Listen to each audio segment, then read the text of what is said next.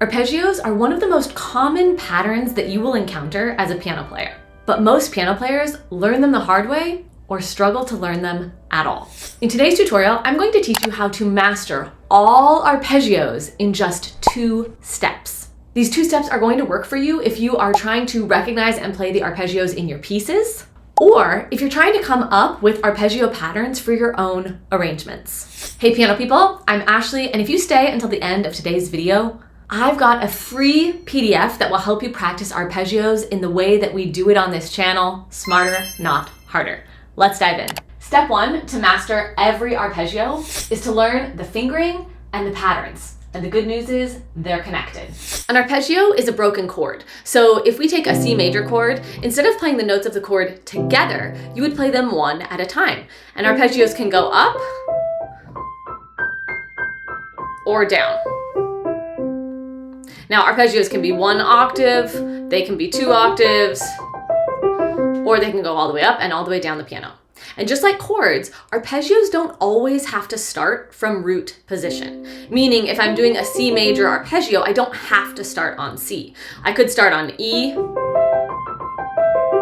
I could start on G, and so on and so forth. Now we're going to split all of these arpeggios into 4 groups based on the pattern of the keys and the fingering. This is going to make it very simple. So the first group is arpeggios that are all white keys. We have arpeggio C, F, and G. Now I want you to commit to memory that these are 3 chords that all use white keys. Now the other cool thing is that they follow the exact same fingering for all 3 of these arpeggios. In our right hand, it's going to be 1, 2, 3, 1 would cross under. Now, if you just want to do a 1 octave arpeggio, then you would go 5 here. But if you want to go up and down, 1, 2, 3, 1, 2, 3, 1, 2, 3, and whenever you want to do the turnaround, you end on 5. And then backwards, 3, 2, 1, 3, 2, 1, 3, 2, 1. Now this works for C, this works for F, and it works for G. Now the left-hand fingering is 5, 4, 2, 1. Now that's the official fingering that comes from the Alfred Basic Book of Scales, Chords, Arpeggios, and Cadences. Now 5, 4, 2, 1 is great. And if you're gonna use that fingering, it's 5, 4, 2, 1, 4, 2, 1, 4, 2, 1. And then on the way back down, it's the opposite. I like 5, 3, 2, 1. So just know that either is a good option, but the important thing is that you pick one and commit to it because you want to remain consistent with the fingering. Okay? Now, we just went over these 3 major arpeggios, C major, F major, and G major. Now, the cool thing is that if you want to change them into minor, diminished, or augmented, you can do that. And in today's video, that's what we're going to focus on. We're not going to go into 7th chord arpeggios. I will do another video on that because that's a whole topic in and of itself. But the fingering remains the same. So my C major chord, or C major arpeggio, is 1, 2, 3, 5. Let's just do 1 octave for now. Now, for C minor, all I'm going to do is take that middle note and go down a half step. And if you don't know how to make a major chord into a minor chord or an augmented chord or a diminished chord, I have an entire tutorial for that, and I'll link that in the description below. But stick around because I'm going to show you here in this video, but then you can watch that video to really deeply learn that concept on your own. So when I want to make the chord minor, the fingering stays the same, 1, 2, 3, 5. When I want to make the chord diminished, I lower that 5th of the chord a half step, still the same fingering. Now coming back to my major arpeggio, if I want to make it augmented, I raise the 5th a half step, same fingering. So it's great because this fingering that you're learning works for all 3 chords and the major, minor, augmented, and diminished versions of these chords. Now, don't worry, you're gonna learn how to practice these, but let's go through the rest of these arpeggios first. The second group follows the pattern white key, black key, white key. And the chords in this group, or the arpeggios, I'm using the terms chords and arpeggios interchangeably because an arpeggio is just a broken chord. So these are all chords, but the way that we are playing them is as broken chords or as arpeggios. So the chords or arpeggios in this group is D major, E major, and A major. You can see it's a white key on the bottom, a black key in the middle, a white key on the top. D, E, and A. D, E, A. Now, the great thing is that the fingering for these chords is actually exactly the same as the fingering for group 1. So the right hand is 1, 2, 3, 1, 2, 3, and then the same, ooh, excuse my wrong note, the same coming back down. Now, E major, same thing, 1, 2, 3, 1, 2, 3, 1, 2, 3, 5, 3, 2, 1, 3, 2, 1, 3, 2, 1, and then same with A major. 1, 2, 3, 1, 2, 3, 1, 2, 3, 5, 3, 2, 1, 3, 2, 1, 3, 2, 1. Left hand, same fingering as group 1. So the book suggests 5, 4, 2, 1. Remember, I like 5, 3, 2, 1. So I'm gonna do 5, 3, 2, 1 because that fits under my hand a little bit nicer. You're welcome to do either, just stick with one, okay? 5, 3, 2, 1, 3, 2, 1. That's D major. Here's E major. 5, 3, 2, 1, 3, 2, 1, 3, 2, 1. And then A major. 5, 3, 2, 1, 3, 2, 1, 3, 2, 1. Now, the fingering stays the same as you change them into minor, diminished, or augmented chords. Now, if you are still with me at this point in the video, this shows that you are really dedicated to learning how to practice smarter, not harder. And that means you should absolutely be subscribed to the channel. Hit the bell so that you know every time I release these helpful videos. Comment below, let me know what resonates about this video. Are you finding it helpful? Is this something you've learned about before? Is this brand new to you? Go ahead and copy the link and share this video with a friend so that they can also master all of the arpeggios. I am so happy and so grateful that you are here and a part of this community. Let's grow it. Group 3 of the arpeggios is words that follow a black key, a white key, and a black key. So we have D flat major, which is black key, white key, black key. This is also C sharp major. We have E flat major, black key, white key, black key, and then A flat major, black key, white key, black key. Now notice that these chords are actually the same as group 2, but with a reverse pattern. So group 2 was white, black, white, and group 3 is black, white, black. That can be a little helpful trick to help you remember which ones belong to which.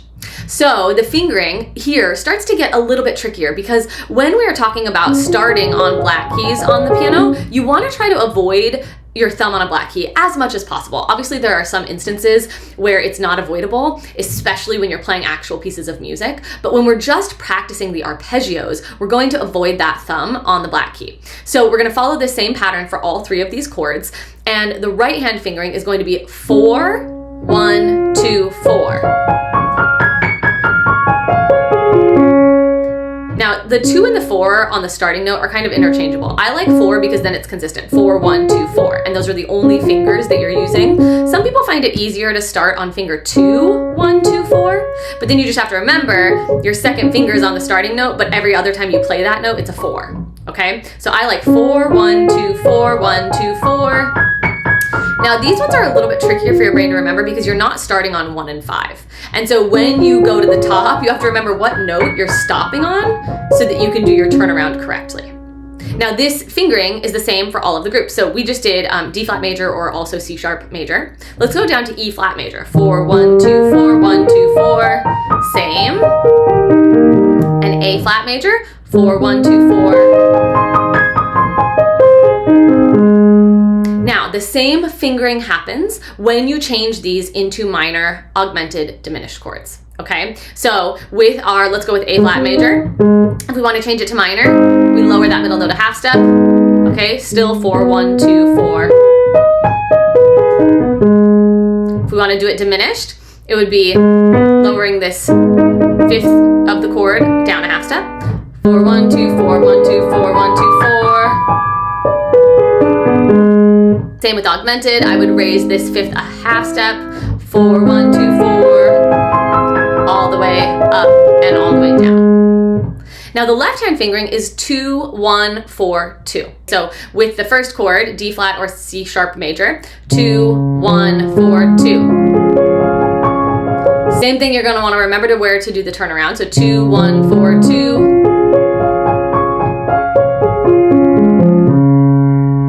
It works for E flat major